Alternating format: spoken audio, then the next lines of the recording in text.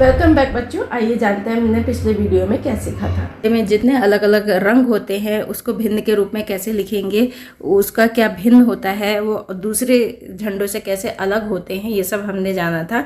इसके बाद हमने सेकंड पार्ट में हमने जाना था कि लट्टू कैसे बनाया जाता है, चॉकलेट के टुकड़े कैसे करे जाते हैं, चॉकलेट को 1/3 कैसे किया जाता है, 1/4 कैसे किया जाता है। तो ये हमने छठा भाग कैसे किया जाता है, ये हमने चॉकलेट को बांट कर सीखा था। फिर हमने पार्ट थर्ड में हमने टोपियों को रंगा था, 1/3 टोपी, 3/5 टोपियों को रंगा था।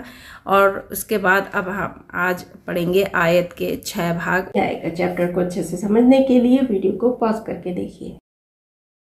रानी ने एक आयत को 6 बराबर भागों में इस तरह बांटा है। ये आप देख रहे हैं, रानी एक लड़की का नाम है, उसने ये आयत आपको दिखाई दे रही है। इस आयत को उसने 6 बराबर भागों में इस तरह से बांटा है। 3 भाग तो उसकी खड़ी लाइन है और 3 भाग पड़ी लाइन है। और ये दोनों ही टुकड़े, खड़ी भाग और खड़ा भाग और पड़ा भाग दोनों ही बराबर हैं। इधर का एरिया भी बराबर है और इधर का एरिया भी बराबर है। ये उसने 6 बराबर भागों में बांटा है, अलग अलग तरीके से बांटा है। ऐसे नहीं करा उसने कि सब में ऐसे ही कर दिया है, ये सब में ऐसे ही कर दिया है, ऐसे नहीं करा है। उसने अलग अलग ढंग से जैसे उसकी मर्जी थी उसने बांट दिया, लेकिन है सारे इक्वल पार्ट्स। अब वो आपसे कह रहे हैं, क्या कह रहे हैं ये देखिए। अब वो आपसे कह रहे हैं कि अब तुम इन आयतों को 6 बराबर भागों में बांटो। अब तुम इन आयतों को 6 बराबर भागों में बांटो। कौन से आयत? एक तो ये है, ये आपको नीले रंग की आयत दिखाई दे रही है। एक ये 2 ये पीले रंग की आयत है। इनको आपको 6 बराबर भागों में बांटना है।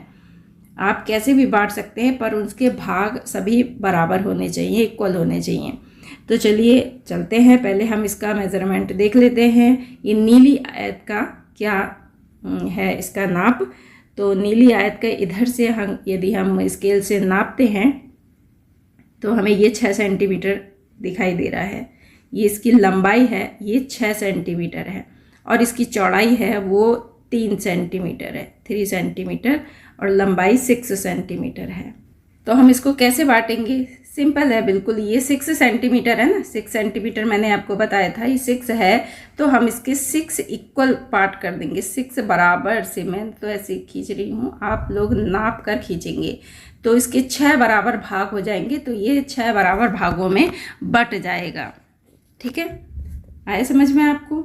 यदि आप ये लंबाई से नापेंगे तो आपको ज़्यादा आसान पड़ेगा। आप 6 बराबर भागों में इसको कर सकते हैं। ये हम देखते हैं कितना हुआ, 1 2 3 4 5 6, देखो 6 बराबर भागों में बट गया है। और यदि आप इसको इधर से नापेंगे, मैं करके दिखाती हूँ, यदि आप इसको इधर से नापेंगे तो ये है 3 सेंटीमीटर। तो ये आपको आधा सेंटीमीटर लेना होगा। तो आपको बहुत छोटे टुकड़े इसके करने पड़ेंगे। तो इसमें आपको आधा सेंटीमीटर का लेना होगा, तब ये 6 बराबर भागों में बट जाएगा। और यदि आप इसको इधर से लेंगे, इधर लंबाई से लेंगे, तो आपको ये 6 सेंटीमीटर, तब आपको 1 सेंटीमीटर का आपको गैप करना होगा और ये 6 बराबर भागों में बट जाएगा। ठीक हो गया। अब आगे देखते हैं, अभी ये क्या बोल रहे हैं। अब आपको इसको भी बांटना है। तो ये बच्चों, ये जो नीला है और ये पीला, ये दोनों इक्वल हैं। इसकी लंबाई भी, इसकी भी लंबाई 6 सेंटीमीटर है, ये 6 सेंटीमीटर का है, और इधर से ये 3 सेंटीमीटर इसकी चौड़ाई है। तो ये भी आपको 1 सेंटीमीटर का इस तरह से भाग करना होगा। तो ये 6 बराबर भागों में बट जाएगा। यदि आप इसको इधर से लेंगे तो ये आपको, ये देखिए, यदि आप इधर से लेंगे तो ये आपको आधा सेंटीमीटर का करना पड़ेगा। ये इधर से आधा सेंटीमीटर करना पड़ेगा। तो आपको थोड़ा कठिन लग सकता है, तब आपको 6 बराबर हिस्से हो पाएंगे। इसी तरह से ये भी, इसकी लंबाई तो सेम है, लेकिन इसकी चौड़ाई जो है वो थोड़ी सी ज़्यादा है। इसकी चौड़ाई थोड़ी सी ज़्यादा है, तो आपको ध्यान से मेज़र करके आपको ये इसके 6 भाग करने होंगे। अब चर्चा करो, अब आगे देखते हैं, चर्चा करो। वो कह रहे हैं कि तुम ये कैसे पता करोगी कि आयत का हर भाग 1/6 हिस्सा ही है। तो बेटा ये बहुत आसान है, क्योंकि हमने इन सबको 6 बराबर भागों में बांटा है। तो प्रत्येक हिस्सा जो है वो 1/6 भाग ही कहलाएगा। क्योंकि इसके हिस्से बराबर है ना, तो इसका प्रत्येक हिस्सा 1/6 भाग ही कहलाएगा। नेक्स्ट है, इस हरी आयत नीली आयत से बड़ी है। क्या हम कह सकते हैं कि हरी आयत का 1/6 भाग नीली आयत के 1/6 भाग से बड़ा है? वो कह रहे हैं कि हरी आयत और नीली आयत दोनों बड़ा। ये देखिए, ये हरी आयत है, ये हरी आयत है आपकी, और ये नीली आयत है। तो हरी आयत, वो ये कह रहे हैं हरी आयत नीली आयत के 1/6 भाग से बड़ी है या नहीं? तो बिल्कुल बड़ी है। क्यों? क्योंकि इसका जो हरी आयत है इसका क्षेत्रफल अधिक है। ये 8/4 का है, ये 8 सेंटीमीटर है और ये है 4 सेंटीमीटर। फिर से देखो, क्योंकि ये हिस्सा जो है इसका क्षेत्रफल बड़ा है, ये 8 सेंटीमीटर है और ये 6 सेंटीमीटर है। तो 6 सेंटीमीटर के 6 भाग करेंगे तो उसका कम आएगा, और 8 सेंटीमीटर के हम 6 भाग करेंगे तो उसका थोड़ा ज़्यादा आएगा। आगे ना समझ में आपको? अब चलिए, अब आपको एक कहानी सुनाते हैं। क्या कहानी है? ये लालची चौकीदार की कहानी है। लालची चौकीदार की कहानी है, बीरबल की कहानी। आपको याद है, आपने कक्षा 4 में पढ़ा था, पृष्ठ नंबर 14 पर 14 पेज पर आपने बीरबल की कहानी पढ़ी थी। क्या तुम्हें पता है कि ये मंत्री कैसे बने थे? पहले ये मंत्री नहीं थे राजा के दरबार में, लेकिन ये मंत्री बने कैसे? चलिए इसकी कहानी अब पढ़ते हैं। तब बीरबल एक गांव में रहने वाला एक जवान लड़का था। तब जो था बीरबल मंत्री नहीं था, वो एक गांव में रहने वाला एक साधारण सा इंसान था, साधारण सा लड़का था। वो बहुत चतुर था और कविता भी लिखता था। तो एक बार उसके मन में ये विचार आया कि मैं भी राजा के दरबार में जाऊं और अपनी कला का प्रदर्शन करूं। वो इंटेलिजेंट तो था ही बहुत। कौन? वो लड़का। तो उसने कहा मैं भी प्रदर्शन करता हूँ अपनी कला का, तो हो सकता है राजा मुझे रख ले। उसने अपनी किस्मत राजा के दरबार में आजमाने की सोची, इसलिए वह अपनी कुछ कविताओं को लेकर शहर की ओर चल दिया। उसने कविताएं, जो अपनी कविताएं लिखी थी इस लड़के ने, वो अपनी कविताएं लेकर शहर की तरफ चल दिया। जब वह महल के बाहरी दरवाजे पर पहुंचा तो चौकीदार ने उसको रोक दिया और कहा, यहीं रुको, कहाँ जा रहे हो? चौकीदार ने चिल्लाकर कहा।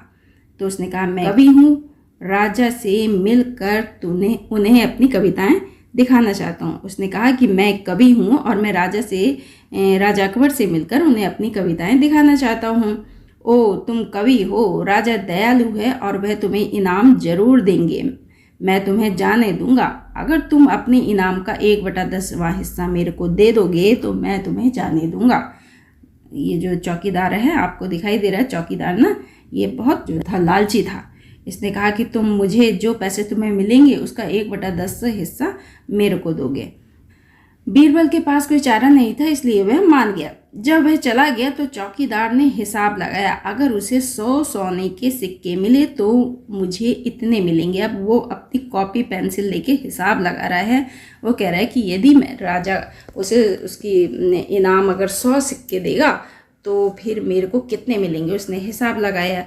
तो चलिए उसके हिसाब में हम भी शामिल हो जाते हैं और हिसाब लगाते हैं कि कितने मिलते हैं। 1/10वां हिस्सा कितना होता है 100 का। तो यहाँ पर देखिए, अनुमानित आय उसकी कितनी थी? अनुमानित सिक्के पहले लिखेंगे हम, अनुमानित सिक्के। ये देखिए, यदि आपको नहीं आ रहा मैं बोल दे रही हूँ, आप देख सकते हैं। अनुमानित सिक्के, अब ये देखिए 1/10 गुणा 100, 10 को 100 से काट देंगे, 10 एकम 10 और 10 धाम 100, 10 10 जा 100, 10 1 जा 10 और 10 10 जा 100। अब 10 किससे मल्टीप्लाई कर देंगे तो कितना आएगा? 10 ही आएगा, यहाँ पर 10 ही आएगा। तो 100 का 1/10वां हिस्सा कितना हो गया? 10 सिक्के हो गए उसके। कितने मिलेंगे उसको? 10 सिक्के मिलेंगे।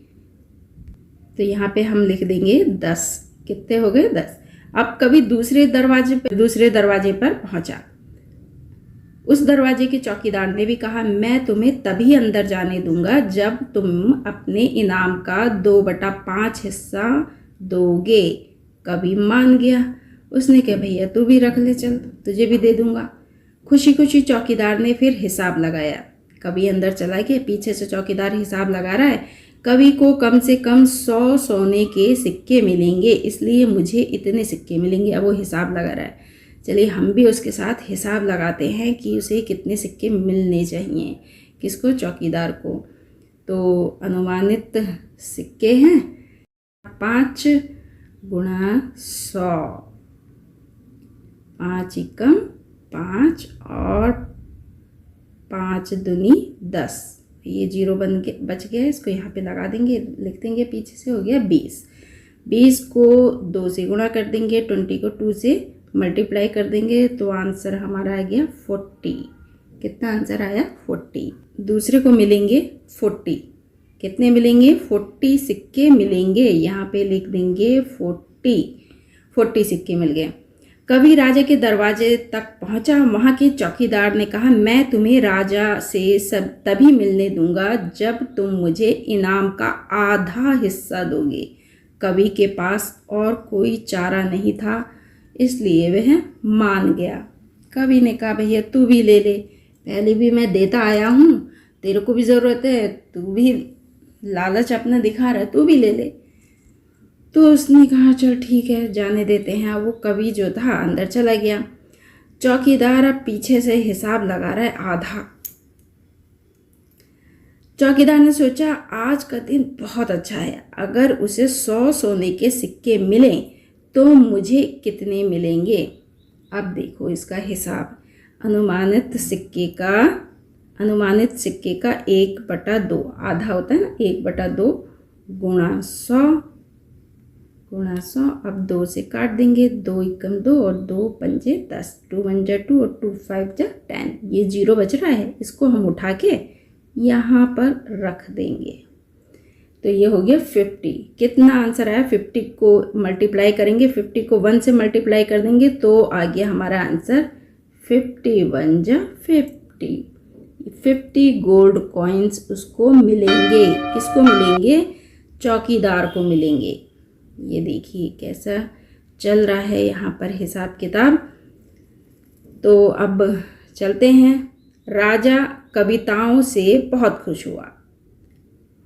बीरबल ने, मतलब उस लड़के ने अपनी कविताएं राजा को सुनाई और राजा बहुत खुश हुआ। उसने कहा, तुम्हारी कविताएं बहुत अच्छी हैं, तुम इनाम के तौर पर कुछ भी मुझसे मांग सकते हो, जो तुम्हें चाहिए, खुला दरबार है, तुम मांगो, मैं तुम्हें देने को तैयार हूँ। तो महाराज मुझे 100 थप्पड़ चाहता हूँ, ये कवि ने बोल दिया। उस लड़के ने कहा, महाराज मुझे कुछ नहीं चाहिए, मुझे 100 थप्पड़ चाहिए। क्या 100 थप्पड़? राजा बड़ा हैरान हो गया। उसके बाद 100 थप्पड़, अब क्या हुआ होगा? इसके बाद क्या हुआ होगा? कहानी को पूरा करो। कवि को इनाम का कितना हिस्सा मिला? अब 100 थप्पड़ उसको मिले तो वो कितने थप्पड़, अब जो उसको मिलेगा तो वो उसको वापस भी तो करना है ना, उसका 10वां हिस्सा है ना। 10वें हिस्से में उसको कितने मिले थे? बीरबल को थप्पड़ मिले थे 100, है ना। अब इस 100 को बांट दीजिए आप सब में। 10 थप्पड़ तो वो पहले वाले चौकीदार को देगा, 40 थप्पड़ वो दूसरे चौकीदार को देगा, 50 थप्पड़ तीसरे चौकीदार को मिल गए। तो कितने थप्पड़ हो गए ये कुल मिलाकर? 40 और 50 90 और 10 100 हो गए ना। 40 और 10 50, 50 और 50 100, 50 हो गए। ये 100 हो गए। कितने हो गए? ये 100 थप्पड़ हो गए। तो गेट कीपर को, बीरबल को तो कुछ नहीं मिला, जो मिला वो उसने सबको बांट दिया। 100 थप्पड़ मिलने थे बीरबल को, लेकिन बीरबल ने वो सारे थप्पड़ जो है उन गेट कीपर को, उन चौकीदारों को बांट दिए। तो बीरबल को कितने थप्पड़ मिले? बीरबल को कुछ भी नहीं मिला। बीरबल को 100 के 100 थप्पड़ उन चौकीदारों को मिल गए और बीरबल खुश हो गया। और राजा भी खुश हो गया कि राजा भी ये जान गया कि उसके जो चौकीदार है कितने लालची हैं। तो वो बीरबल की चतुरता पर बहुत प्रसन्न हुआ और उसने तुरंत उसको अपने राज दरबार में रख लिया। वीडियो को अंत तक देखने के लिए आपका बहुत बहुत धन्यवाद।